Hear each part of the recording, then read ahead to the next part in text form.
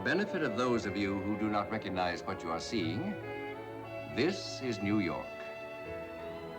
Beautiful from the air, isn't it? Beautiful and exciting. A city of 8 million men and women who live and love and sometimes fight each other to the death to get where they want to go. Only to find out when they get there, it wasn't where they wanted to be at all. This is my building, the Gifford building. The Gifford building houses the executive and home office staff of Gifford Motors, manufacturers of the car our advertising agency describes as luxury on wheels. It seems to me that our advertising campaigns are designed to appeal to the snob in everyone.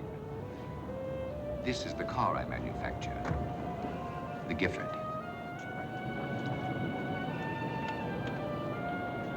And here am I. My name is Gifford.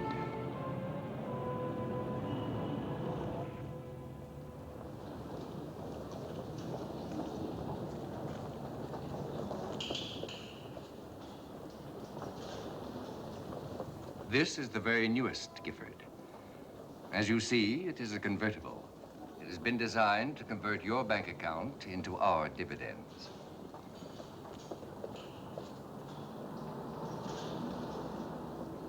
In case you don't know enough to come in out of the rain, this car does. At the first drop of moisture, these plastic panels close automatically. I do not suggest that we're hoodwinking the public, but this hood actually winks. It might interest you to know this car has 666 pounds of electrical equipment, connected by 8 miles of wiring. This little red job has only 7½ miles of wiring. I shall ignore it. Yes, Gifford Motors is quite a company, the largest and most successful in its field. Everywhere in this country where wealth is centered, in the center of that wealth is a district office of Gifford Motors.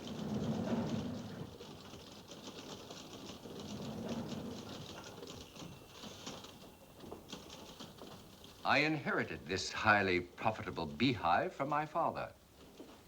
He would be proud, I am sure, to hear me say that I have increased his fortune 5 times over. Yes, it's a healthy, busy company. Except in here. This is the office of the late and honestly lamented Philip S. Briggs. As general manager of Gifford Motors, Mr. Briggs' salary was $125,000 yearly, plus an outrageous expense account.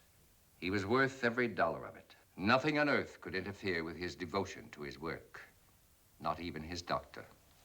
So now, this chair is empty. I must fill that chair with another man of equal ability. I'm bringing to New York the 3 brightest men in our organization. I've also invited their wives, who will be observed closely and relentlessly. They will arrive here today, and primeval though the thought may be, may the best man win. Or should I say, may the best wife win.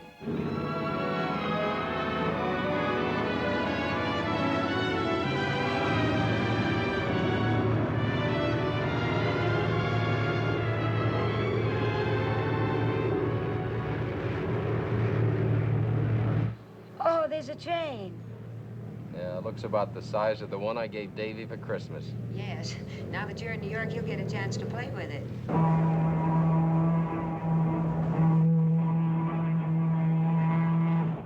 Now listen, Carol. While you're in New York, you just be Mrs. Talbot. You let me handle this my own way, hmm? All right. I like being Mrs. Talbot. Well, traffic's thickening up. We must be getting close.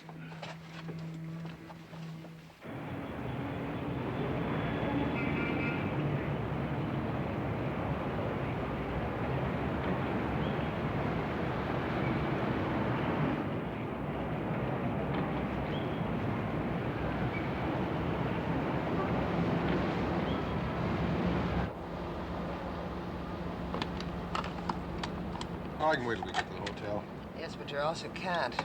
You better take every opportunity you have to be nice to it. With 5 days of social life in New York, it may talk back to you. No matter what you think, Liz, this isn't social, it's business. One of us is going to get that Briggs job. That's the reason Gifford invited us here, believe me. Have it your own way. I hereby nominate you for the rat race.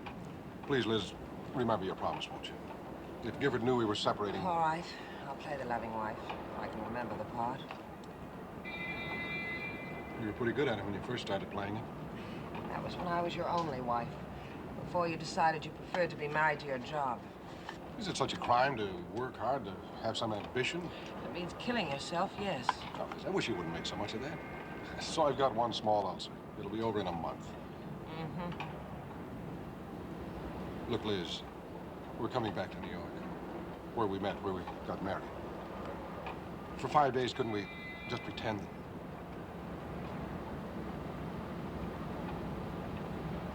Well, we're almost there. Look, you can see daylight. I saw daylight years ago.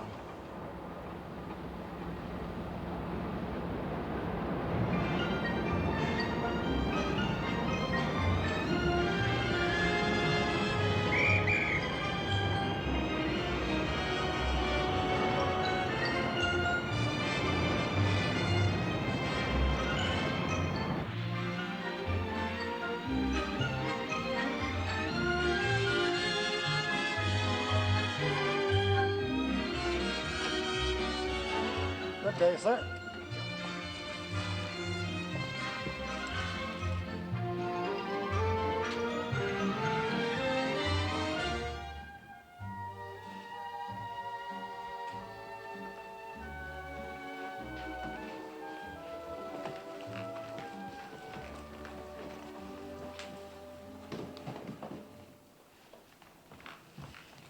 Bill, this is awfully big for the two of us. I'd get lost in here.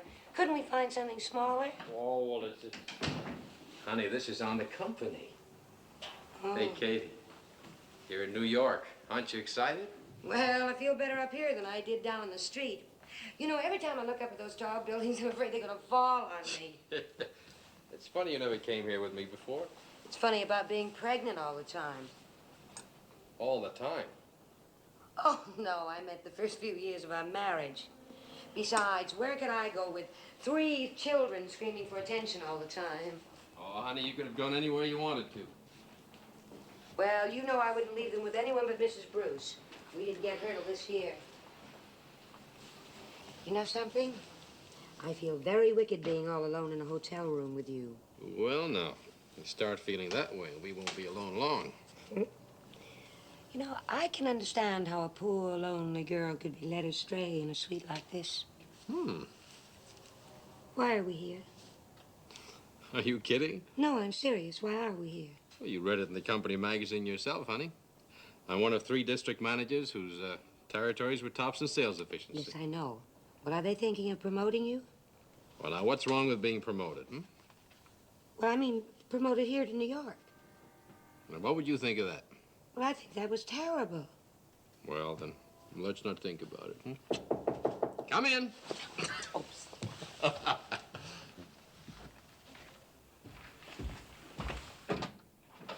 Mr. Baxter? That's right. Flowers for Mrs. Baxter. Oh, thank you. Thank you. Hell, we really raved. The company? Mr. Gifford, no less. Mr. Gifford hopes Mr. and Mrs. Baxter will have a very pleasant stay in New York as honored guests to the company. We will do everything possible to make this a memorable occasion. Look at the schedule. It's like a timetable.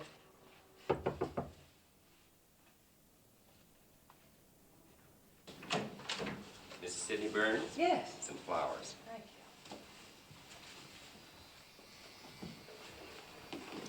you. Yeah, thank you.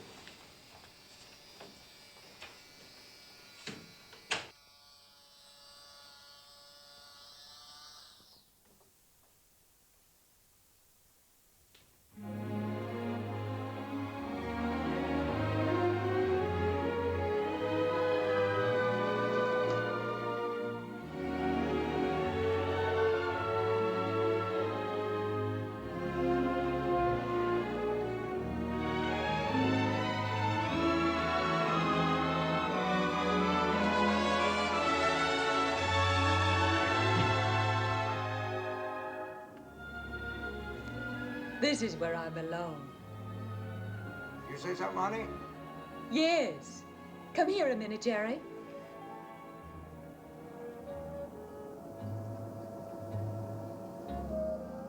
I said, this is where we belong. Now, look, Carol, don't build yourself up for a letdown. We don't know for sure that this 3-card Monte game is for that Briggs job. Well, I know. This is the first time the expense account has included the wives. They don't make a tycoon out of a man without being sure his wife will qualify as Mrs. Tycoon.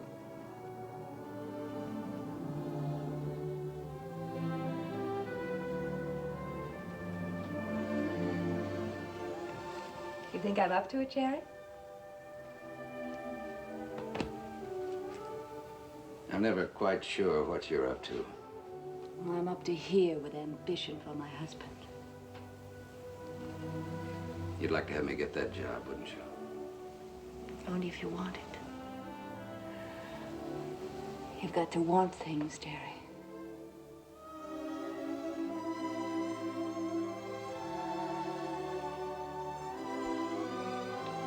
I've got to get dressed. Tonight may be a fashion show, and I don't want to finish last. Valet, please.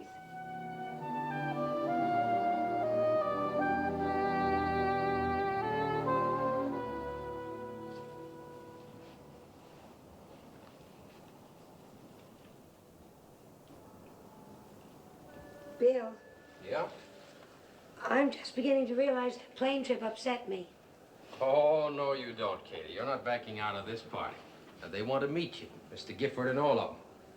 And besides, I didn't bring you to New York to show you off only to bellboys and chambermaids. I like bellboys and chambermaids. Katie, what are you worried about now? Look, this dress. Why, that's your favorite dress. Yes, in Kansas City. Well, what's the matter with Well, it? it doesn't go with orchids, and it certainly doesn't go with New York. Well, what else have you got? Well, I ought to wear something with a plunging neckline. All right. The only thing I have with a plunging neckline is my nightgown. I used to work with Sid Burns years ago, and his He's my best customer. I just sold him his 5th Gifford. I can remember the station wagons were the cheapest model we carried. Let's stay in town for dinner and see a show. Good. I wonder where the waiter is. You're the hardest thing to get at a party is a glass of water. Mr. Gifford, that report I sent you Monday. Now, I realize that this isn't the time or the place. You're correct. This isn't the time nor the place. Could I get you a scotch and soda, Mr. Gifford? No thanks, Grove. You're much too valuable a man for that. Oh, Tony. Yes, sir? I know this affair is a necessary evil, but must it go on indefinitely? Where are the guests of honor? My schedule suggested they be here at 6:30. You said to have everyone here ahead of them. Tony, when I say everyone, I never include me. Sorry, Uncle Ernest. Now, you'll remember everything, darling. I'll try, Bill. I'll do my very best to impress Mr. Gifford and everybody. That's my girl. And when we get back tonight, and I'm apologizing, I want you to remember that. Oh, everything will be fine. But just remember, 1 martini, no more. Yes, Bill. And don't say yes, sir, to Mr. Gifford. Just address him as Mr. Gifford. Yes, Mr. Baxter. And don't you worry. Don't worry, he says. Pretend to listen. 1 martini, 3 sips. Be sure to mingle. Don't relax. Speak up. Be quiet. No, Mr. Gifford. Yes, Mr. Gifford. What do I do if somebody invites me to step out of my cage?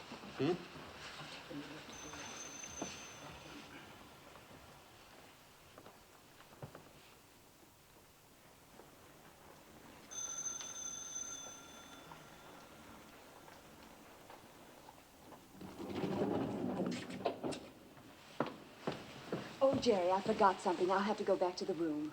Oh, well, I'll wait here for you. No, you go ahead. I won't be a minute. You'll need the key.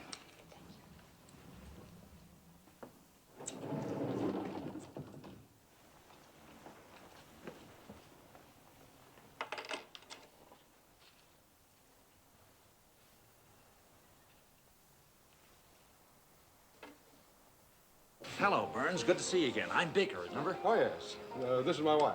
Darling, this is Ed Baker. Pleased to meet you. Yes, I've heard Sid speak of you. Drink? Hey, Texas. Well, Mac. We've been waiting to How are congratulate you. you? All right, Jonesy. Where's that good-looking wife She'll of be yours? down in a minute. How about a drink? You talked me into it. Come on. There's Joe Wilkinson. Joe, how are you? Hi, Nice Bill. to How see are you? I'd like you to meet Mrs. Baxter. This is Joe Wilkinson. How do you do? She's heard me talk about you so much, Joe, she practically knows you. Oh, yes. Have you moved from St. Louis? No, darling, Mr. Wilkinson is general sales manager here in New York. only Wilkinsons you've ever mentioned to me live in St. Louis. Oh, no, honey, those are the Wilkins. Could you use a drink, Mrs. Baxter? Oh, yes, I could. Right over here.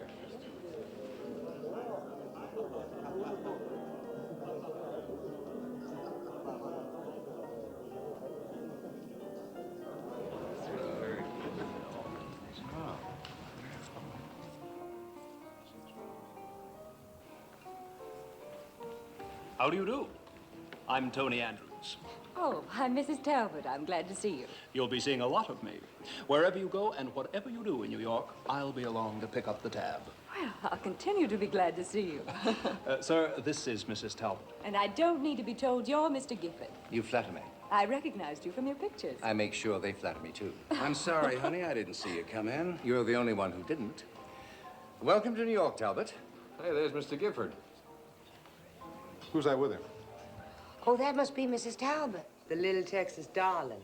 How'd she get there? She let us run interference for her. I should say at the moment she's making a forward pass. I think I ought to say hello to Mr. Gifford. Well, so should I suppose. Go ahead, we'll be there in a minute. I've heard a lot about your husband. He's supposed to be one of the fastest men on the team. Thank you very much. I've heard some wonderful things about your husband, too. This is my third martini. Do you mind?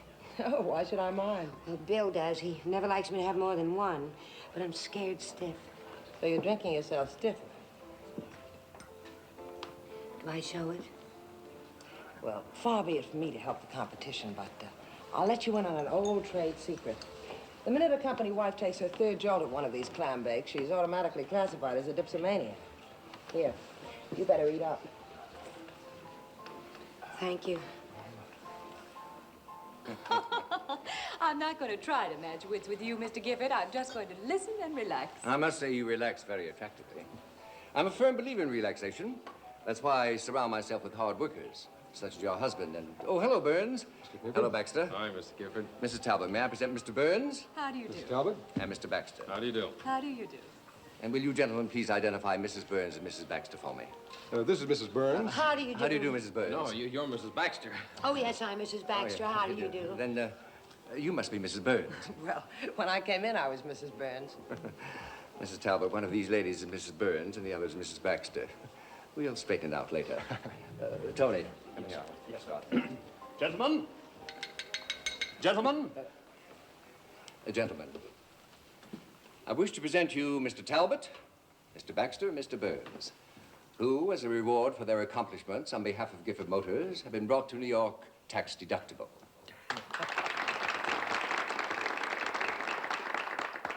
And I wish to present their charming wives, who are also tax deductible and as pretty a set of tax deductions as will pass through the Treasury Department this year.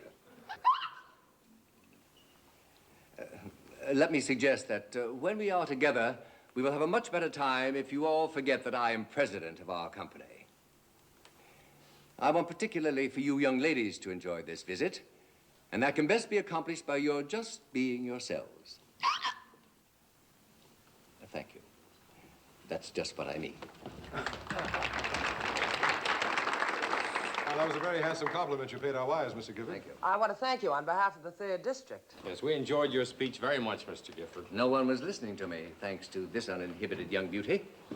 Oh, I'm sorry, sir. Oh, no, not sir.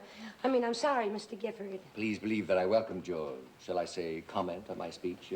I was slightly bored myself. Tell me, is this your first visit to New York? Splendid. You'll have something to tell your children. You have 2, I believe. 3. And I suppose they're the most wonderful children in the world.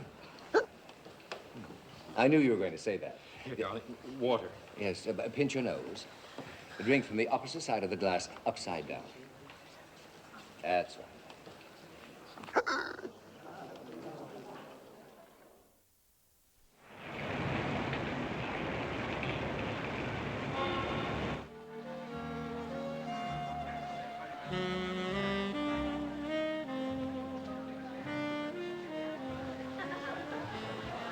Do you dance?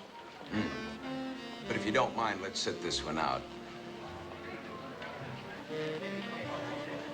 You know, I'm beginning to understand why your husband has been so successful. Some companies seem to regard the wives as liabilities. Some wives are. Only if they're married to the wrong man. Any man would be the wrong man for some wives. Then he would be the wrong man for that wife. I know we're dancing, but isn't our conversation getting somewhat circular? You think she's making a play for Gifford? Oh, let's be charitable. Let's just say she's interested in that Briggs job for her husband. Well, now that you're here, how do you like New York? Oh, I think it's a wonderful place to visit. Oh, now, don't say you wouldn't like to live here. Oh, there's not much chance of that ever happening. You seem to be discounting that clever husband of yours. What do you mean? Well, he has a rather impressive record, hasn't he? And if Mr. Gifford should decide to advance him... Oh, you don't suppose the company is thinking of bringing him to New York someday? It's not impossible. You don't mean that, do you? You just hold the right thought and keep your fingers crossed. Keep my fingers crossed. Well, that's the way to get your wish, isn't it?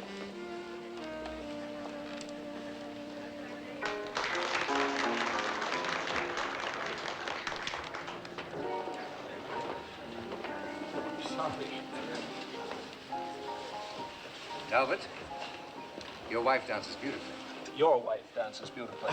Your wife dances beautifully. Bill, to Kansas City. I'm sorry. Oh, but go easy, darling. No, I'm all right. I was just trying to drink with my fingers crossed. Is that a local custom in Kansas City? No, Mr. Gifford. I was just making a wish. Let's hope it comes true. Well, that sort of depends on you. Anything in my power. Well, I just wish you wouldn't give Bill a job in New York. Katie. Really? That's what you're wishing? Well, you see, Mr. Gifford, Katie doesn't know. I didn't tell her. Didn't tell her what, Baxter? Well, I mean, I didn't... What didn't you tell me, Bill? Well, nothing, honey. Let's just skip the whole thing. Did I say something They say, terrible? Mrs. Baxter, that if you tell your wish, it doesn't come true.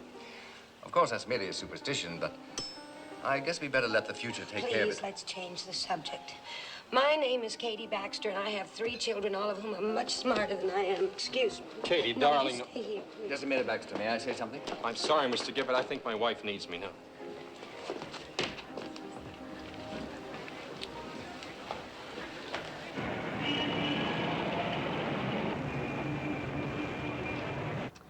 Oh, honey, you just can't depend on me.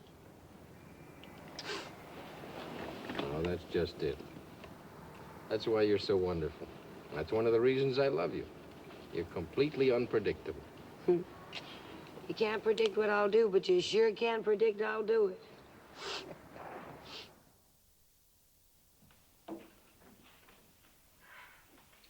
Well, in my opinion, Mrs. Baxter certainly knocked her husband out of the running. I wasn't referring to Mrs. Baxter. Just what does that mean? I saw you working on Gifford tonight. Well, you won't go after the job. You even act as if you didn't want it. Sure I want it.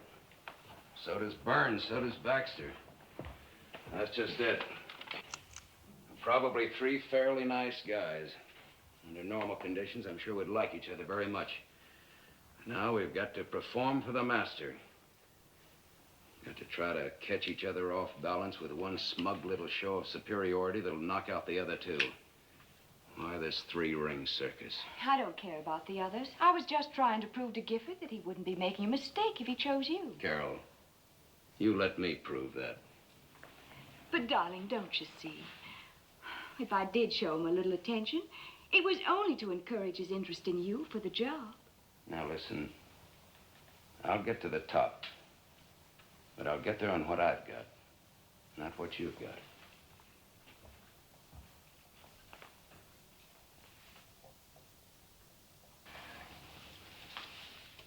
Liz, I want to thank you. You had me worried a couple of times, but all in all, you were a pretty swell wife tonight. Thanks. I'm sure you made Gifford believe it. Oh.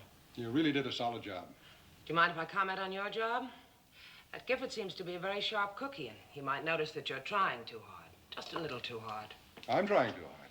What about the Talbot woman? You answered your own question. She's a woman. Prime Texas beef, with New York steaks in exactly the right places. What's that got to do with it? You'll find out. Poor Katie Baxter. She just couldn't do anything right. Her husband is probably the best man for the job, too. Well, what about me? Oh, you'd do just as well for a while, till the job killed you. I like that, Bill Baxter. I like the way he left Gifford flat because his wife needed him. I bet they've worked it out so they're pretty happy. With him, it doesn't have to be all job and no family. All right. So by your standards, I'm a failure as a husband. Is this what you want?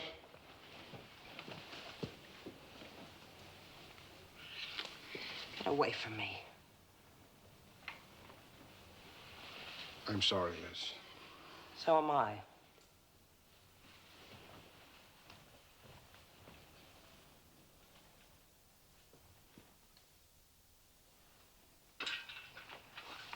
Bill. Bill. Hmm? Why was what I said so terrible? Which one? Well, you know, when I said, Mr. Gifford, my wish was that you wouldn't give Bill a job in New York. Well, you know, Katie, it may seem strange to you, but New Yorkers like New York. Yeah. No, it was more than that. You know, even those people from Texas and Philadelphia looked as though I'd dropped a bomb. And the look on your face. Katie, you remember Phil Briggs, the general manager? The man who died. Yeah. Yeah. Well, his job is still open. You mean they may offer that job to you? Well, why didn't you tell me that in Kansas City before we came here? You know why. Yeah, I'd have been scared to death. And I wouldn't have come. That's just it. Hey, wouldn't this look nice on you? You mean in public? Sure. Bill, you would want the children to see me in that. It would show you off beautifully. Good night. That's the kind of dress Mrs. Talbot wears. Tell me, did her neckline plunge enough to suit you? Better ask Gifford. He had the view. I'm going to give you some more money in the morning. Good. And you get yourself something that'll make Gifford look at you for a change. Bill, you don't want that job, do you? Well, it's just, I'd like him to think I'm the best man for it. And you're the best wife for it. Oh, had me scared for a minute. Katie? Yeah. Come here.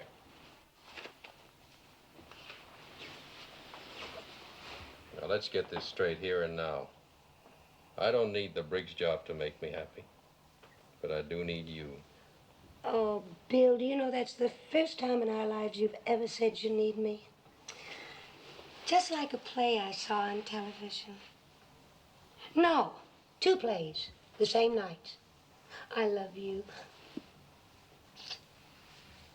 And I love you.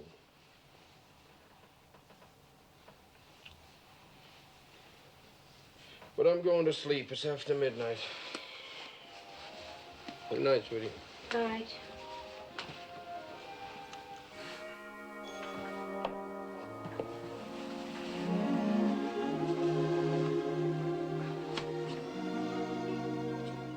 Of course, you're the best man for the job. And I'd like to see Mr. Gifford offer it to you. Oh? But I'm glad you want to stay in Kansas City. Oh.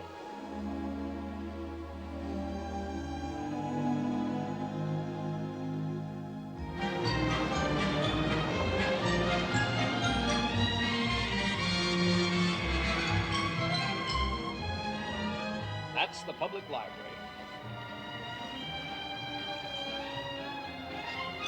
Those lions look superior, don't they? They remind me of somebody.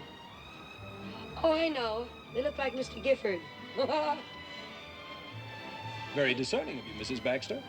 Mr. Gifford has been accused of posing for them. Wasn't it considerate of Mr. Gifford to furnish us with such a tactful and entertaining escort? We wouldn't know about that. Oh, now, please, ladies, I am not worth it. Well, Mrs. Talbot can use you for practice until she gets a chance at that old string bean Gifford again. Don't repeat that to your uncle. Oh, he can tell his uncle as far as I'm concerned. Tell his aunt, too. His uncle happens to be Mr. Gifford. Mr. Andrews, If you get near a river, would you please stop? I'd like to jump in.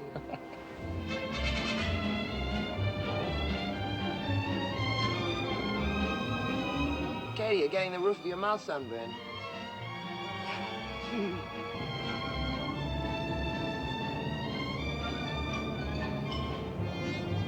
This is the United Nations. Those are the flags of all the countries that belong to it.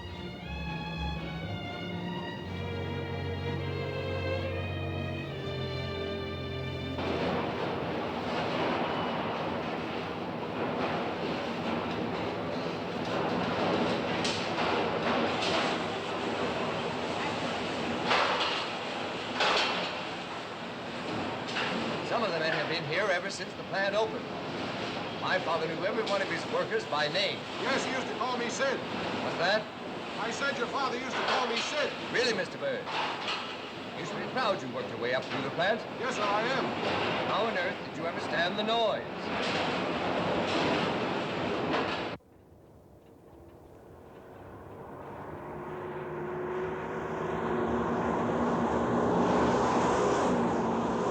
No matter how good the plans of the engineers look in blueprints, this is the final test.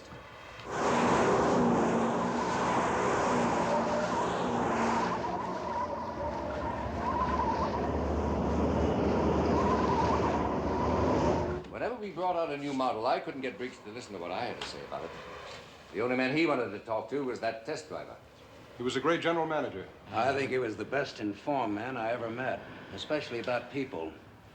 I remember when he came down to Texas, he knew everything about everybody. He even knew that I had a collection of early Colt revolvers. That was his special trick, and he made it pay off handsomely. He called it his particular brand of enterprise. How did it work? Well, he had a huge file pertaining to the various sports and hobbies of men. When he met you, he'd bring up your hobby as though it were his own. His best deal was made with an amateur mountain climber who never knew the Briggs got dizzy if he stood on a thick carpet. You don't approve of the Briggs technique, Baxter? No. In the first place, it's based on deceit, and I don't think that big business is built on personal relationships anymore.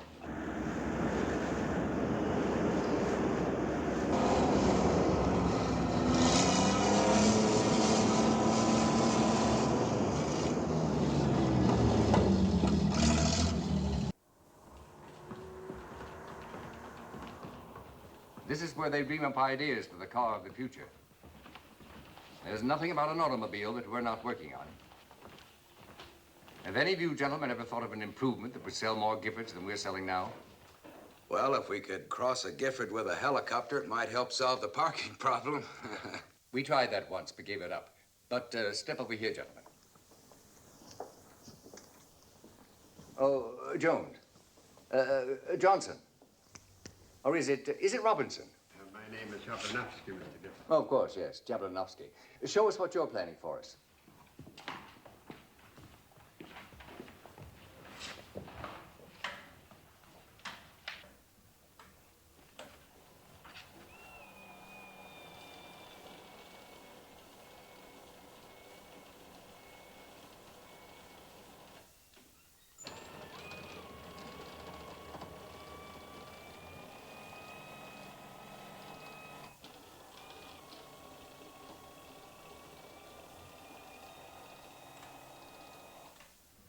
How soon are we going to get that, Mr. Gifford?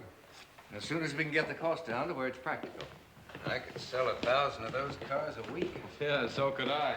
That's what I mean, Mr. Gifford. If you have a quality product, you don't have to pretend to be a mountain climber to make a sale. You seem bent on criticizing a man who can defend himself only at a seance. Well, I wasn't criticizing a man. I was criticizing a philosophy. Baxter, just what do you think are the qualifications of an executive? Well, I think the first responsibility of an executive is to operate his company for the benefit of the public. We're talking about a private enterprise. You sound like a public utility.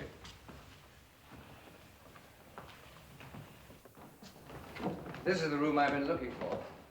Beautiful color combinations. I can understand why you brought us in here. Not at all. I've been looking for a place to sit down. You haven't had much to say, Talbot. You learn more listening.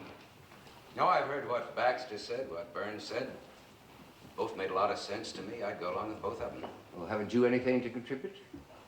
Nothing I can be sure would be useful. Suppose you let me be the judge of that. Sit down, gentlemen. Well, I think any man in a top job has to have everything that Baxter and Burns mentioned, and a little extra. What extra? I wish I knew. Aren't you being somewhat cryptic? No, because I honestly don't know what it is, except that a big man who functions in a big job has to have it. Personally, I call it X plus. X plus? Yes, X because no one knows just what it is, and plus because it's a little more than the ordinary person has. And you can't define it? Well, it's that quality that makes a champion, a star, a leader, a great man. I think we all recognize it when we meet someone who has it. For example? Eisenhower has it. Churchill has it. All of the greats. Edison, Ford, Babe Ruth. Anyone who belongs at the top has some of it. How about yourself? Do you think you have it? Well, there are a lot of days when I'm sure I haven't. And then there are days when I'm positive I have. How can I be sure whether or not you have this X plus, Talbot? Or Baxter, or Burns? Mr. Gifford, if you have it, I think you'll know whether any of us have it or not. Possibly. Well, I feel I know all of you a little better now. This leaves me even more confused. Shall we go to lunch?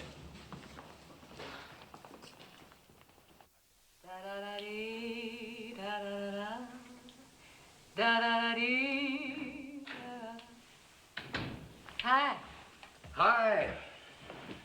How'd you get along with Mr. Gifford? I haven't the slightest idea. You didn't say or do anything to offend him. I wouldn't know. What about the other? Oh, Burns delivered his pat little speech. But Baxter wouldn't guess him. He gave him an argument. I'll bet you made a wonderful impression. You know, I like that Baxter. I like the way he spoke up. Sure would be great to have an honest general manager with guts. That's why you should be general manager. Jerry, I have a confession to make. I fell in love today. How's that? I fell in love today. Desperately. Oh, with that young Mr. Andrews? No. With New York. Oh, Jerry, this is the most fabulous, exciting, thrilling city. Oh, we just have to be here. Oh, this is where all the most important people in the world are. Carol, could it be that you're just a bit of a social climber? Well, if I am, then New York is Mount Everest. Suppose it doesn't work out. It just has to. I wonder what would happen if you had to make a choice between New York and me. Oh, darling, as if there could be any choice. Why can't I have you both? We're on our own for dinner tonight. Tony suggested the pavilion. You better shave. Pavilion? I never heard of it. You will.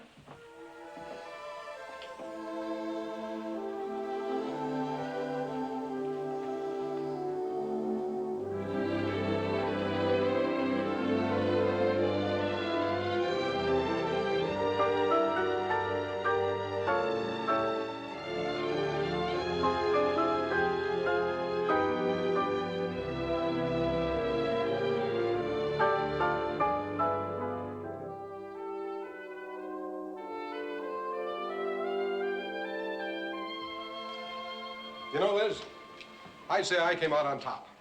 What brings you to this modest conclusion? Well, Baxter reeled off a lot of high-sounding stuff, and all Talbot said was that a general manager ought to be a little better than the next fellow.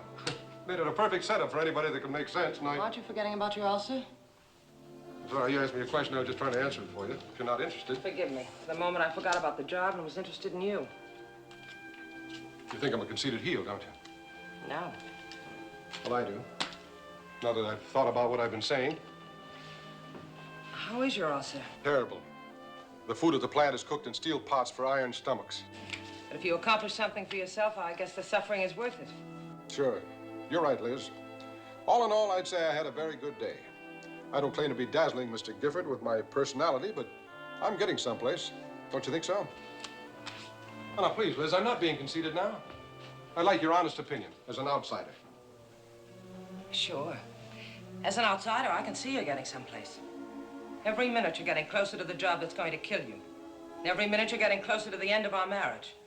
You're asking for compliments from me. All in all, I'd say you had a wonderful day.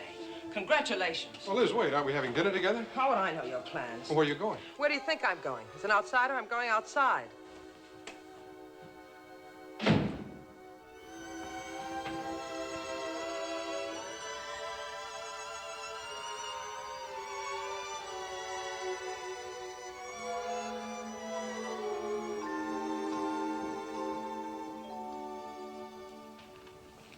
Where did I put... Oh.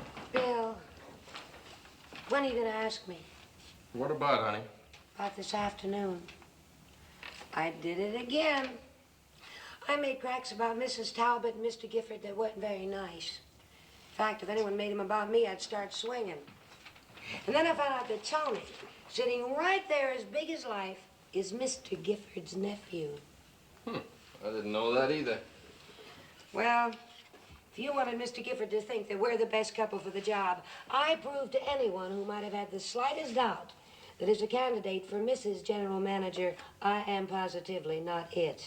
Well, darling, compared to me, you're a career diplomat. What'd you do? I spoke my mind. Good. I don't think Mr. Gifford liked what I said. Well, I think that's wonderful. At least he knows I'm no yes man. See? Not wanting the job, you could speak your mind. You could be perfectly honest. And I will bet you that he has more respect for you than he has for any of those other fellows. Yes, dear. And I will bet you... Oh, dear. What? You don't suppose he has so much respect for you he'd make you take the job? Darling, between the two of us, I think we can succeed in failing. Yeah, I think so. What's on the schedule for tonight? Hey, we're on our own. That is wonderful. I have a suggestion. Why don't we have dinner right here in the suite and call up Kansas City and talk to the children? Oh, great. Now, while I order dinner, you put on one of those New York gowns you bought today. Oh, I didn't buy one. But I promise you I will go out tomorrow and really shop for something. You be sure you do. I will. Hey, listen, why don't you go shopping with that Mrs. Burns? She seems to have a pretty sharp eye for clothes. Well, thank you for the suggestion. Oh, that's okay. Now for our big evening. While I order cocktails and a menu sent up, you put on a slinky negligee. I didn't bring a slinky negligee with me. If you want me to slink, you'll have to enjoy it in this bathrobe. Well, we'll put the lights out. I'll use my imagination. Hello? Room service. Room service, please.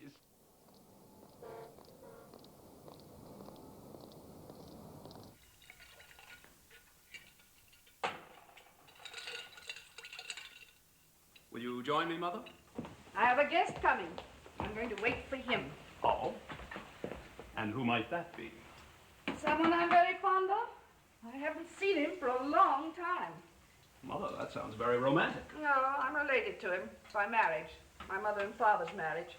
It's your uncle. He must be coming to see me. He wants to know what I think of the three wives. Well, what did you think of them? Oh, strictly no contest. For a general manager's wife, one of them is so eminently suitable that... Don't mention the name of your choice, Tony. Oh. I don't wish to be prejudiced against her. Ernest, you look just as I remembered you. I hope it's no trouble my dropping in for a cocktail. And I will have a cocktail, Tony. It's no trouble. It's just a bit of a shock. Well, I was coming back from Long Island. While crossing the bridge, I happened to look down and see your house. Thought of you. Wait a minute, Ernest. That look you have. It isn't they came here for cocktails look. A very discerning woman, even in your riper years. Should I resent that for you, Mother? Down, boy. You know about the company's guests of honor? The Briggs job caper. Mother, you've been watching television again. I get around. Have you picked your man for the job yet? No such luck. Right man, wrong wife. Right wife, wrong man. The wife will represent the company at certain times almost as much as her husband. And I know I shall never get complete efficiency from a man who spends his nights dreaming about his wife falling down 3 flights of stairs. Oh, I should think it might keep him on his toes. According to your own statement, none of these couples seems to fit your standards. Why not look for someone else? Well, these are the best men available. And you know, my dear, Ernest, just what is it you want me to do? I was planning a little dinner Thursday night and was hoping you'd be my hostess. And keep your eyes open. Ernest, it's very difficult to judge a woman on the basis of one dinner and one dress. Find out if she's really housebroken takes a weekend. Is Castle Hill open? Yes, a skeleton staff, only 5 people, but I can send down the servants from New York. Evelyn, it's very nice of you to do this for me. Why, not at all. It just means I have to cancel appointments with my dentist, my doctor, my dressmaker, my masseur, 1 lunch and 3 cocktail Evelyn, you parties. shouldn't let your life get into such confusion. A weekend in the country will do you good. It's very fortunate that I dropped in. It'll be interesting to see which wife you nominate. I hope our minds meet. Well, au revoir, dear. Tony?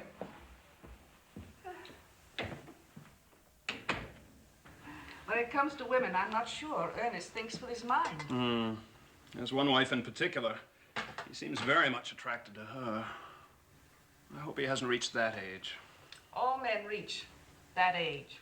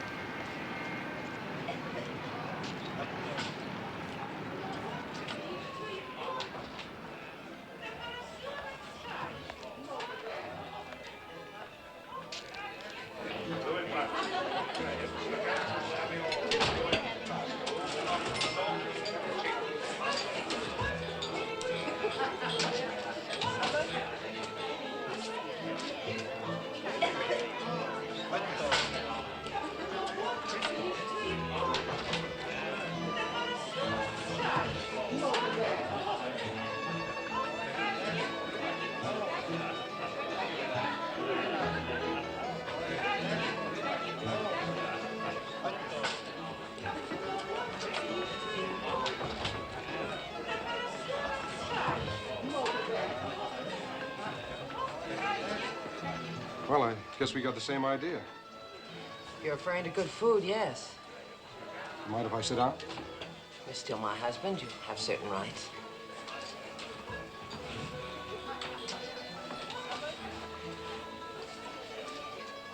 The place hasn't changed much, has it? You haven't seen the menu. On your salary of 12 years ago, we'd be outside with our noses pressed against the window. Everything's gone up since then.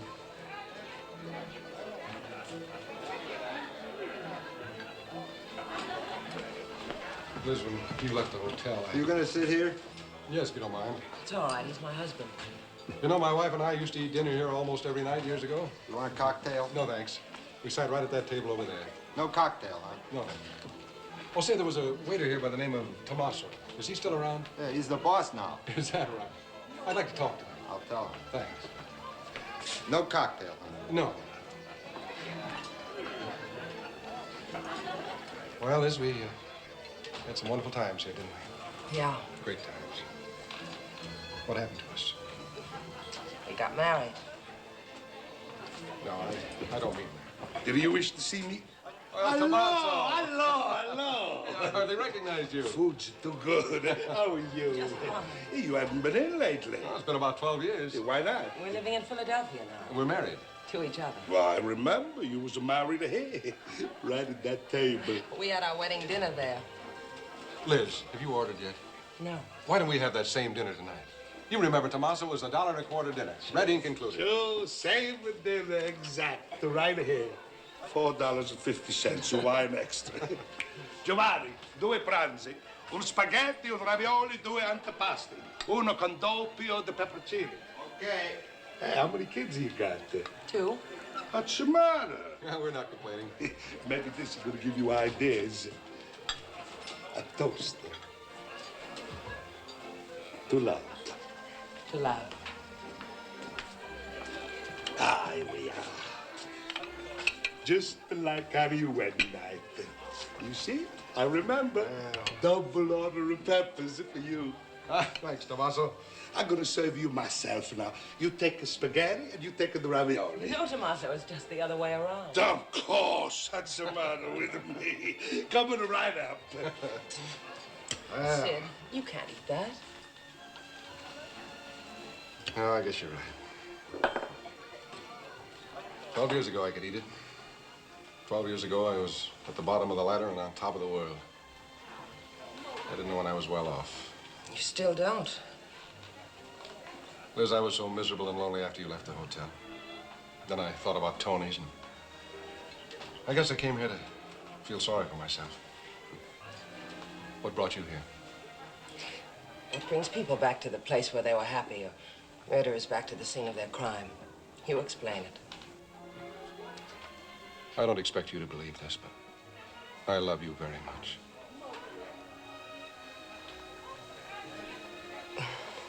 There's something else you love more. Look, if I'd forget all about the bridge job, if I'd really settle down for some home life, would you give me another chance as a husband? No. Why not? Well, in the first place, that wasn't an offer. It was a question.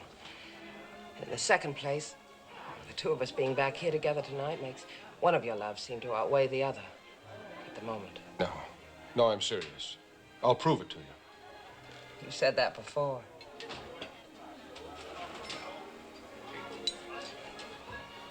Well, doggone it, this is our wedding dinner anniversary, and I'm going to celebrate it.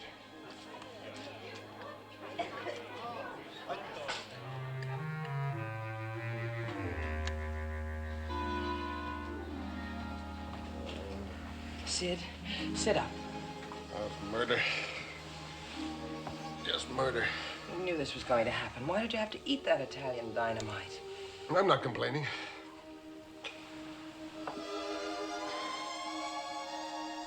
By the way, did I thank you for a wonderful evening? Thank you, too. Pardon me. Mistake.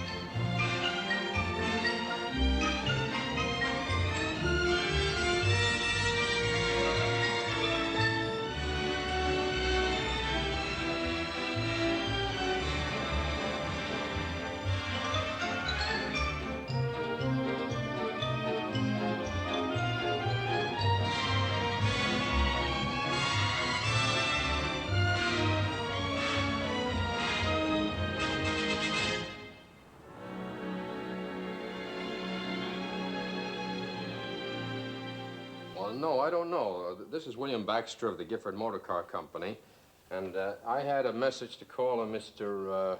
Kleinert. Yeah, I'll hold on. Hi, darling. Hello, sweetie.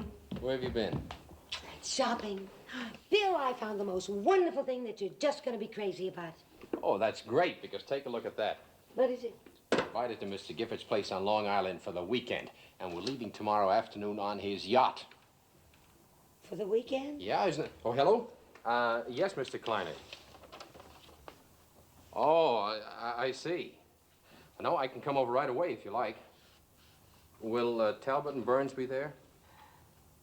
I see. No, I'll come right over. Thank you, Mr. Kleinert. What do you know? I have to go over to the advertising agency right away. Is anything wrong? Anything wrong? Honey, this is wonderful. I just tossed out a few suggestions this morning, and now Gifford wants them to go over all the advertising layouts with me. With me, honey. Not Talbot, not Burns, just me. What do you suppose it means? It means that I'm way out in front. It means that I may be the new general manager. Honey, this may be the big break that... Bill, Yes, Kitty. you do want the Briggs job, don't you? I wouldn't be human if I didn't, honey. It's the top job in the whole organization. Of course I want it. Okay, Bill, then I want you to have it. If you want it, then I want it too. Gee, and if my ideas for that campaign are really good, and if you knock him for a loop this weekend, you got that dress, huh? No, not that one. Well, tell me about it later, honey. I'll see you in about an hour.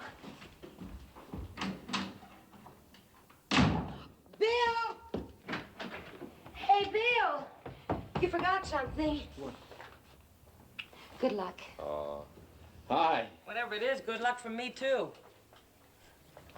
Liz, have you heard about the weekend? Yeah, I didn't expect to have that thrown at me. I had to go out and buy some clothes. What'd you get? An evening gown, a little cocktail outfit. Oh, I did something terrible. Like what? Well, Bill gave me money to buy some clothes, and I practically spent it all. What did you get? A very expensive barbecue.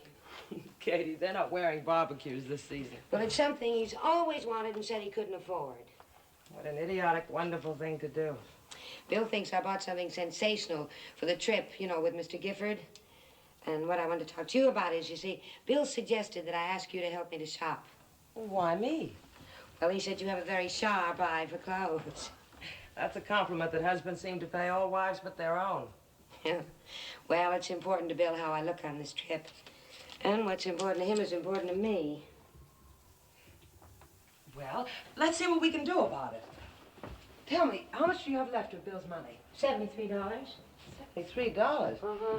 What do you actually need? Well, I need an evening gown for sure, and then I need something not quite so formal. And a fairy godmother. All right, I accept the nomination. First, let's consider your assets. $73 and a good figure. I've got it. There's only one answer to that, I hope. Come on. Where are we going? Well, it's a joint where they sell odd lot leftovers. And if you're lucky, sometimes you can pick up an exclusive that's been worn by a model.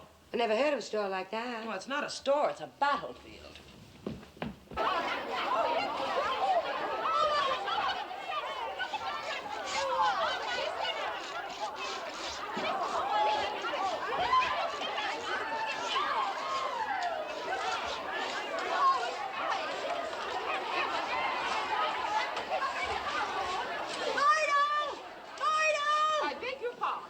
Just took this off the rack. You did, hey? Well, I have my hands on this first. I don't wish to argue, but you know this. I warn you, keep your hands off of this dress. Oh, shut your mouth.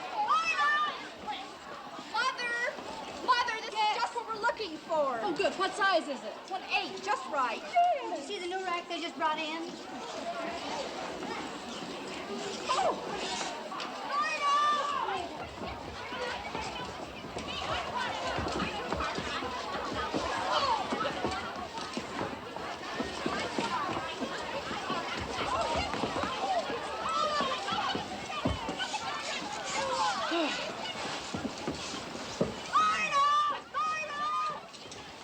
Hey, Liz, come here and look at No this. more, I quit. Please, Liz. Look, Katie, we found a cocktail dress. Let's not press our luck. I know, but this one looks unusual. It just looks familiar. We've been over that rack 3 times. Well, we may be reaching for the moon, but I know I saw this in Harper's or Vogue. Probably saw it in the comic books. Hey, where'd you get that? On this rack. It's only $59.95. That's a Maurice original. Maurice who? Katie, when the cheapest dress you make is $500, you only need one name. But I knew there was something about it. Oh, yes, I remember now. It's something terrible. It's a size 16. Well, buy it and let's get out of here. Well, I'm an 8. It doesn't matter, Katie. Maybe it's a small 16. Go try it on. Oh, okay. Sadie, where's that pink coat? I went out and bought a pink dress to match it. Now I can't find it anywhere. But you can't buy that. That's the dress I wore in here. Oh!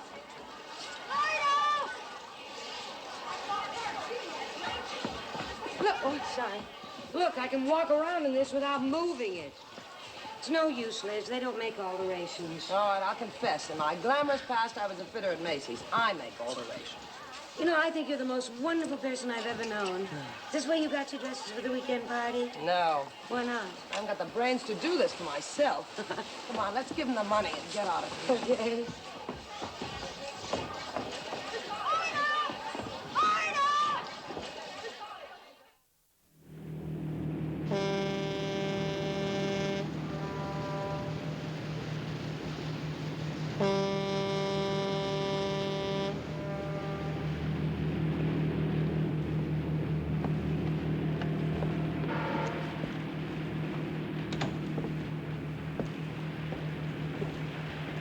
I'm feeling a little woozy. But we just left the dock. I think I'll go and lie down in that little room downstairs. Katie, sailors don't say downstairs, they say below. I am not what you call a good sailor, so I'm going downstairs.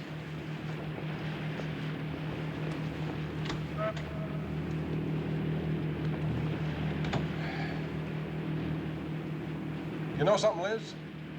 No pain. Good. You had enough the other night to last a month. Yeah. I think the main reason is that I've quit worrying. As far as I'm concerned, that Briggs job can go jump. You still don't believe me, do you? Well, you haven't said anything to Mr. Gifford yet. Well, I don't have to. Just by not trying, I can eliminate myself. That way I won't offend him. You mean it would offend him if you told him your health wouldn't permit you to take the job? Well, he might not believe it. Think I was a quitter. I don't want to lose what I've got.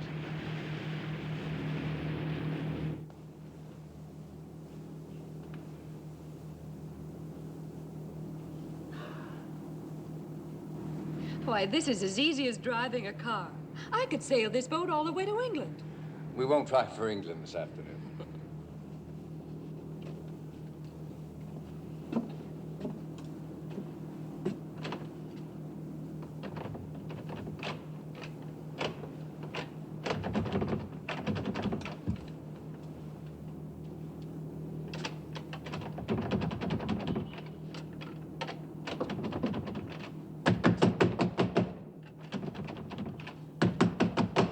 Hey! I'm locked in! Hey, somebody!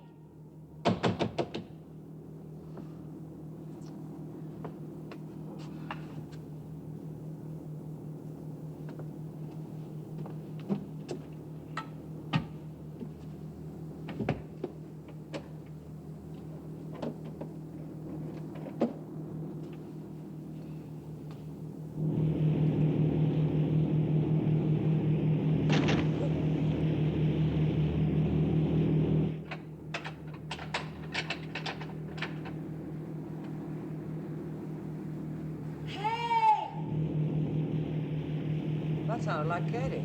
Yeah.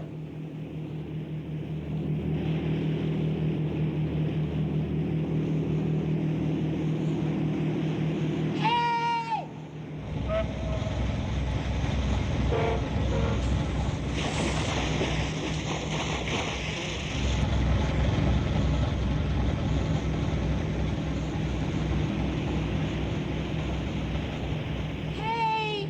Somebody! Help! That is Katie. I better go look for her.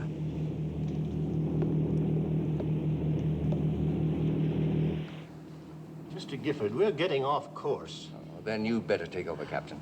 I'm sorry. Oh, that was fun. Even getting off course can be fun.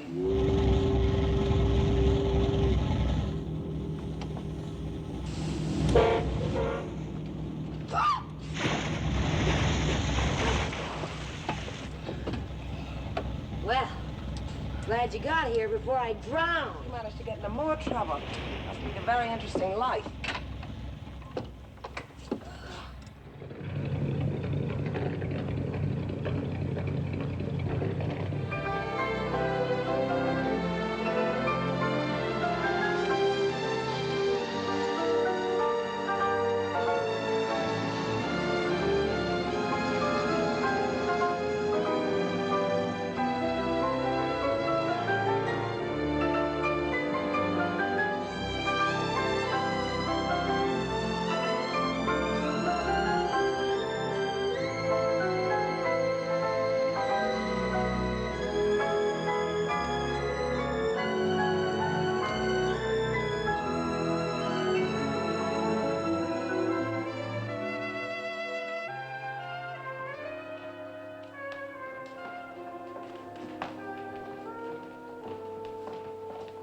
Now, there you are, Evelyn. I heard you drive up. I'm glad you're here. This is your hostess, Mrs. Andrews. My sister, Tony's mother. Dennis, don't explain me. Just introduce me. Mr. and Mrs. Baxter from Kansas City. How do you do? Kansas City. How nice. And Mrs. Burns from Philadelphia. I love Philadelphia. How do you do? And Mr. and Mrs. Talbot. How do you do? From Texas, ma'am. Dallas. I knew Texas would speak for itself. I believe we've met. You ladies are not what I expected. I thought you'd be like some Helen Hokinson characters, all girdled and bosomy. You're right about the girdle. I planned some tea for us girls. We dine rather late here. But first, let me show you to your rooms. You must want to freshen up. You gentlemen must want to freshen up, too. I'll show you to the bar.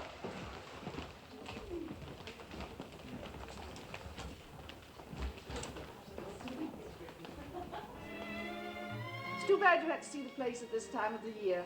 In the spring, the gardens are all pink and white and frivolous. Oh, I think it's just beautiful now. Trip down was perfect. A little perilous for Katie. Mrs. Baxter, I can't keep my eyes off that dress. Did you bring that from Kansas City? Oh, no, I bought this in New York. Really? Where? You wouldn't believe It's this. a Bonwit Taylor exclusive. Oh, Bonwit's. Well, I didn't get it at Bonwit's. Mrs. Burns knew that. I've been admiring your dress, Mrs. Andrews. Italian, isn't it? Yes. You were just going to tell me. Oh, well, this is a place where they sell dresses that models have worn. You'd be surprised at the What prices. surprises me is you having the courage to do a thing like that. We're all so snobbish about clothes. Mrs. Burns, would you take me there sometime? Mrs. Andrews, you're the most. Oh, what does that mean? Oh, that means you're not a bit like Mr. Gifford. I wonder what's keeping Mrs. Talbot.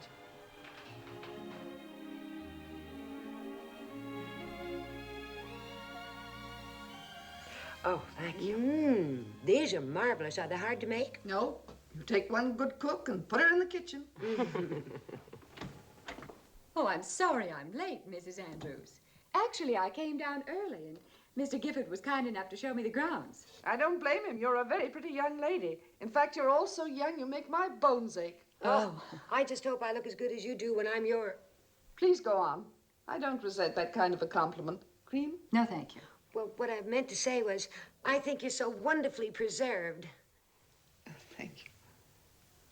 Oh, my dear, did you burn yourself in that beautiful dress? Well, we'll take care of this right away. Mrs. Burns, will you play hostess for a few minutes? With pleasure. I get clumsier every year. It's a good thing I'm out here where I can't get at your best furniture. Come this way.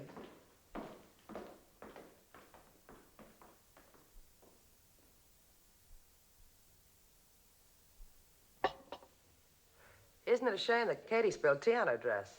A shame, but not a surprise.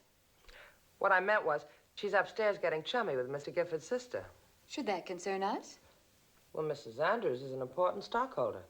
She could have a hand in picking the new general manager. Oh, Mr. Gifford makes his own decisions. Besides, I'm sure we both are aware that we happen to be living in a man's world. You haven't any children, have you, Mrs. Talbot? No. You know, I think if you and Mr. Talbot had children, you might realize that a man like your husband would be working more for his children than for you. You wouldn't mind that because they'd be your children, too, and you'd know you gave them to him. That's why, Mrs. Talbot, it isn't a man's world. It's a woman's world. Have a cookie, Cookie. Thank you. Thank you, Mary. Do you know something? That robe's never going to be happy on me again. It won't take Mary long to iron out your dress. Gosh, all this trouble and then having to leave your guests. Trouble, it's a relief. I'm always nervous at first with strange people. You're just saying that to make me feel good, because that's the way I am. Oh, I was so nervous that I was going to say or do something wrong. Yes, I sensed that the moment I met you. Not that you were going to do something wrong, but that you were all keyed up trying not to. Nobody would ever believe that you were nervous. I've learned not to show it. You're going to have to learn that. As your husband grows more and more successful, you're going to have to learn a great many things. What kind of things? I mean, besides being a charming hostess to strange people, the way you're doing now. Aren't you actually trying to ask what it would be like for you if you were the wife of Gifford Motors' general manager? Yes. Well, in the first place, as your husband becomes more important to his company, he'll have to give it more of his time and attention. That's at your expense, of course. And you must convince him you're perfectly content. Oh, but I'm used to being alone. You know, Bill travels a lot as the district manager. Then, of course, I have the children. They're growing up. You wouldn't have so much time for the children. You'd have social obligations. You'd have to be saying nice things you didn't mean to people who didn't believe you.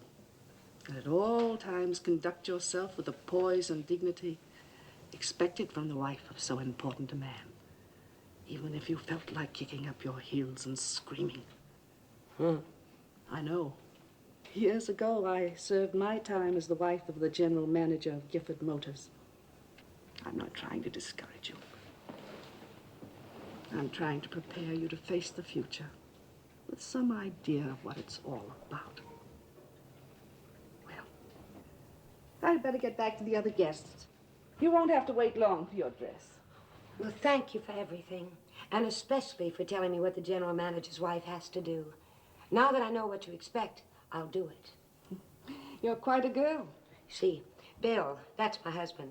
He's the best man for the job, and Mr. Gifford is bound to recognize that. You do love your husband, don't you? Oh, yes, I do. That's good. Because the man who gets the job must have a wife who loves him very much.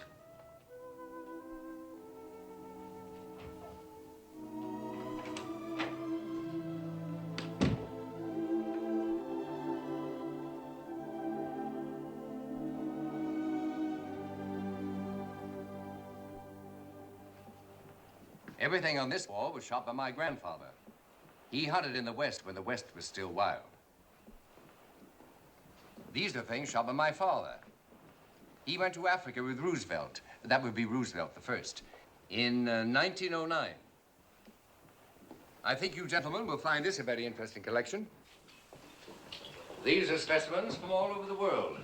India, Africa, South America, Australia. Is this your wall, Mr. Gifford?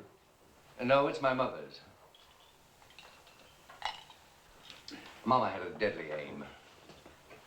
This is my wall. I've learned to let other people have the thrill of adventure and hardship and hard work, which brings me gracefully to my subject. All of you are bright enough to know that I am now on a hunting trip, and one of you gentlemen will be my victim. Each of you must also be bright enough to know that your wife has been under observation. Whether she can properly represent the Gifford Motor Company is part of my decision, but she must also have one other important qualification, which will have to be your decision. Your wife must never compete with the company. If there's a choice between your work and your wife, your work must come first. Do you agree, all of you? Well, I don't, Mr. Gifford. If a man's job and his home life interfere with each other, there's something wrong with the man. Or the wife? Oh, possibly, but if you'd expect me to marry my job at the expense of my legal wife, I'm not your man. Well, I appreciate your frankness, Baxter. How about you, Talbot? Mr. Gifford, I didn't come here to ask for this job. I'm not asking for it now. Mrs. Talbot and I were invited to New York so you could look us over. You've been looking us over. You mentioned a certain condition for this job. I have one too. Regardless of Mrs. Talbot, if I don't qualify for this job personally, then I don't want it. Burns, under the conditions I've outlined, do you think you could handle this job? Handle it? Mr. Gifford, I'd give my eye teeth for the chance. Ernest, aren't you men dressing for dinner? Of course. We dine at 8. You'll have my decision after dinner. Gentlemen? We're going to serve cocktails, and I hope you'll be down in about half an hour. We have an excellent cook.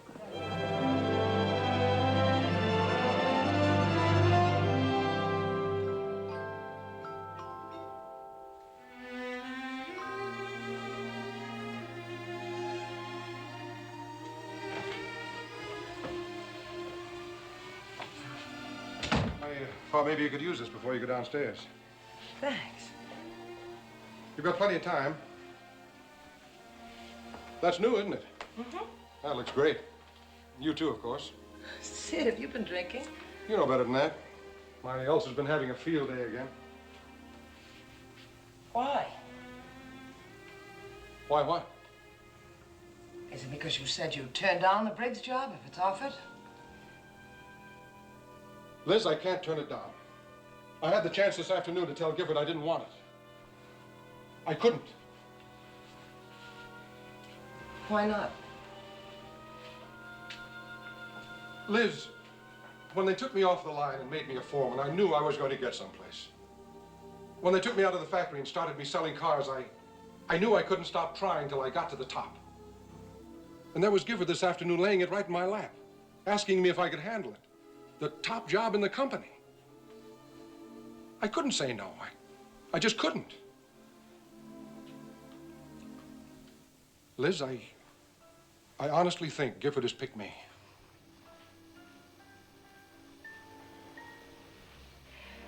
Well, congratulations. You're getting the one and only thing you want. No. No, Liz, that's not true. If I lose you and the kids, I lose everything that really matters to me. I know that. I try to do something about it, but something just keeps pushing me on. Can't you see, Liz? Yes, I see. Baxter said one thing today that makes sense. He said that a man's job and his home life ought to be separate. One shouldn't interfere with the other. I could make it like that with us, Liz. Baxter could make it that way. Not you. No, I guess not. All right, I'll go see Gifford right now and tell him I don't want it. No. I understand you better now than I ever did before. If I made you give up this job, you'd always resent me. That's something I wouldn't want. So if Gifford gives you the job, take it, Sid. I'll stick. Do you mean that, Liz? I mean it. I don't look so bad in black. I'll be there to bury you. Because that's what it means. And it must mean, too, that I love you. I don't know why else I'd do it. Liz, Please, get out of the room, will you, Sid? Wait for me downstairs. Okay.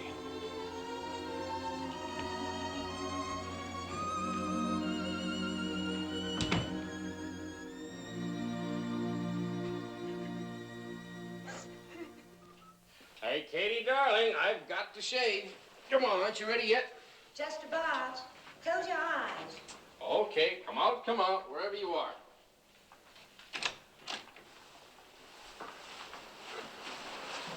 Now.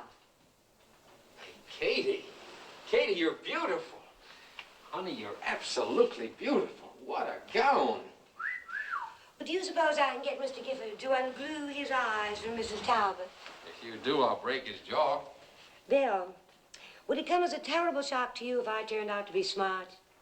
Katie, what have you done now? Well, this afternoon I spilled a whole cup of tea all over myself. Oh, that's all. This time I did it on purpose. Why did you do that? Well, I wanted a chance to talk to Mr. Gifford's sister, and it worked. But why? Well, they say she has a lot of influence with Mr. Gifford. And she told me things she said the general manager's wife had to do. And she said she was doing it to prepare me to face the future. So, looks like you've been elected. What kind of things, honey?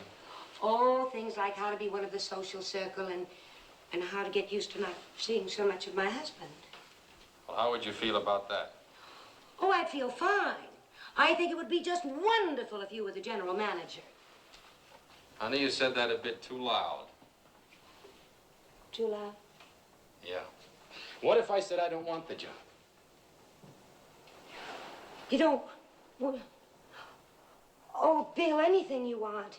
I mean, anything you don't want if you really don't want it. Katie, darling, listen. For 2 hours, we've been finding out the lowdown on what this job really means. And right now, boy, Kansas City looks good to me. Oh, I've never been so homesick for any place in my whole life. Well, I've got to get ready. Oh, Bill, if Mr. Gifford did give you the job, could you turn it down? Well, I don't know. I'd feel pretty silly after all I said about how I run things, but I haven't got it yet, and I believe in his good judgment. Oh, please don't say that. Now I know you'll get the job. I know. Put on that dress we brought from Kansas City.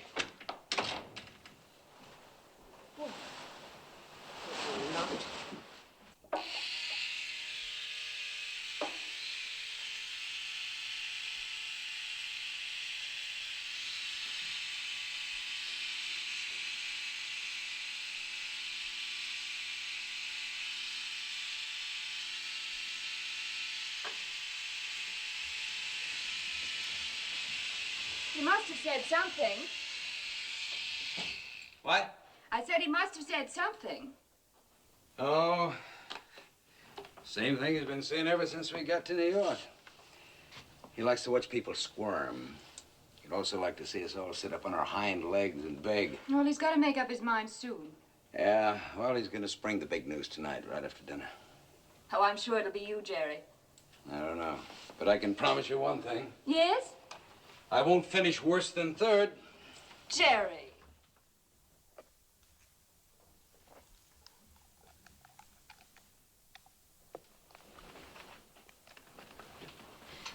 Jerry, do you mind if I go down ahead of you? I need a cocktail. No, go right ahead.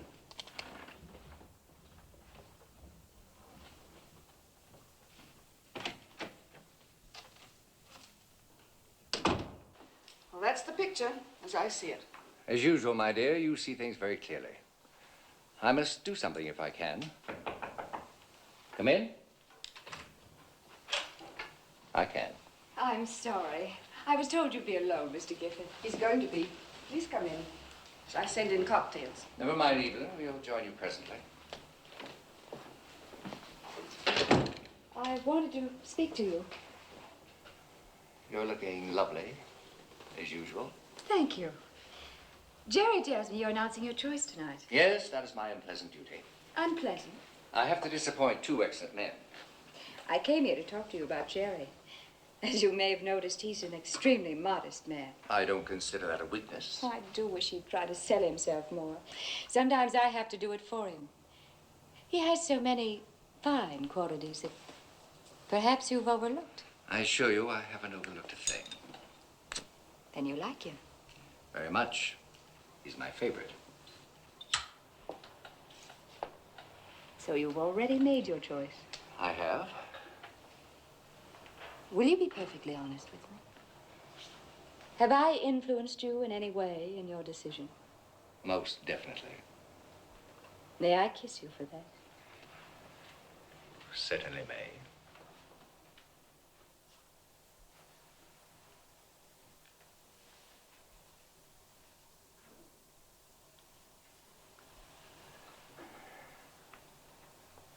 I'm very grateful to you, Mr. Gifford. And I'm sure there'll be many opportunities for me to prove that to you. But why should you be grateful to me? Because you told me you'd selected Jerry. I said no such thing. But you led me to believe I'm that... sorry, Mrs. Talbot. You led yourself to believe. You said Jerry was your favorite. He is. Then why aren't you giving him the job?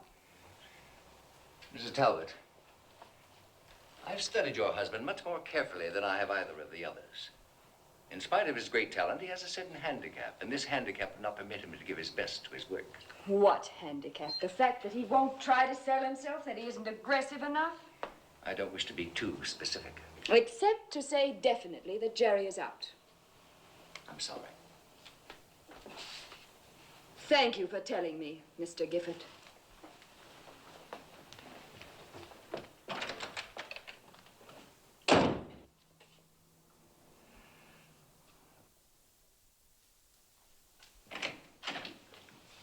Hi, I was just fixing to come downstairs. Don't hurry. What's the matter? You look like you just got hit by something. Something just hit you. Me? You're not going to get the Briggs job. How do you know that? Gifford just told me. Why did he tell you? Because I was trying to get the job for you. Carol, I told you before that wasn't your business. I'd like to know why not. I've helped you get everything else you've ever gotten. Now you've lost the biggest chance you've ever had. I thought I'd been doing pretty well on my own. Well, it's about time you knew just how much I've done for you. I've been behind every big deal you've ever made. Now, what's that supposed to mean? Do you suppose that Latham gave you the Dallas agency just because you sold a few second-hand cars? And when Phil Briggs came to Dallas to look you over, well, he looked me over, too. And before he left town, he gave you the whole Southwest District. My contract for the Southwest District was signed 2 weeks before Briggs ever left New York.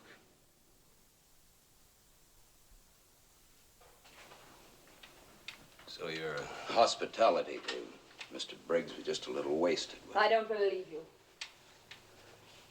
Briggs must have had quite a laugh at you. And at me. Well, thank God Gifford is too big a man to make that kind of a deal.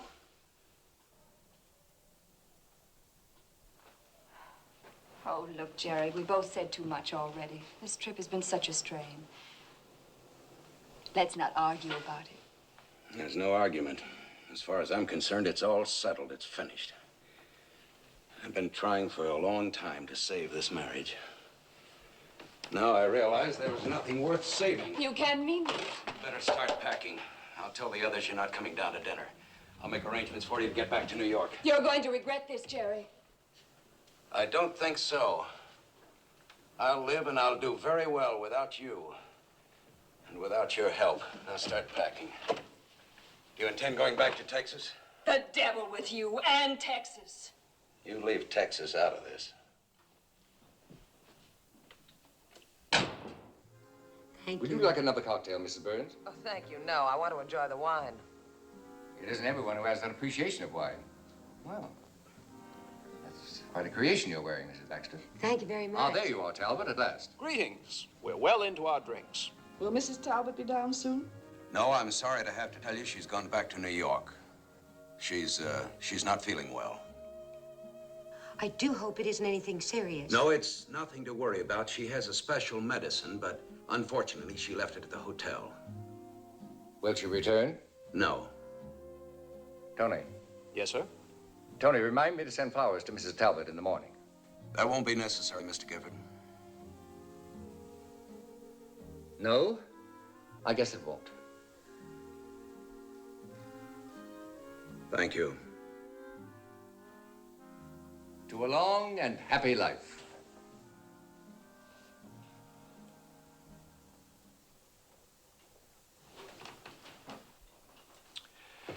Evelyn, I must compliment you.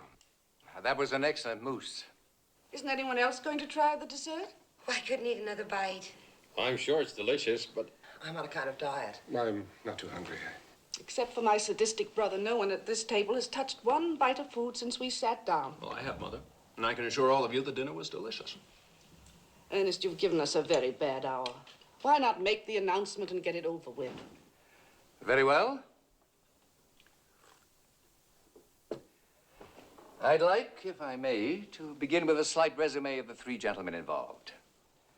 Baxter, Burns, Talbot. Whether you're the choice or not, be assured that I have a high regard for all of you, and I'd hate to face the task of finding men who could replace you. Ernest, get on with it. All right, Evelyn. Baxter, in our discussions, we've disagreed markedly at times, but that doesn't mean you've been wrong. Oh, I wouldn't be too sure of that, Mr. Gifford. After all, you're much older and wiser. As I was about to say, Baxter, I like your spunk, and I think you have all the qualifications of a general manager.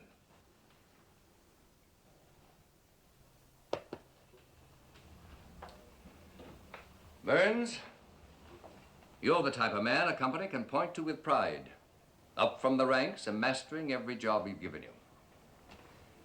I'm sure you can do the same thing with the most important job in the company.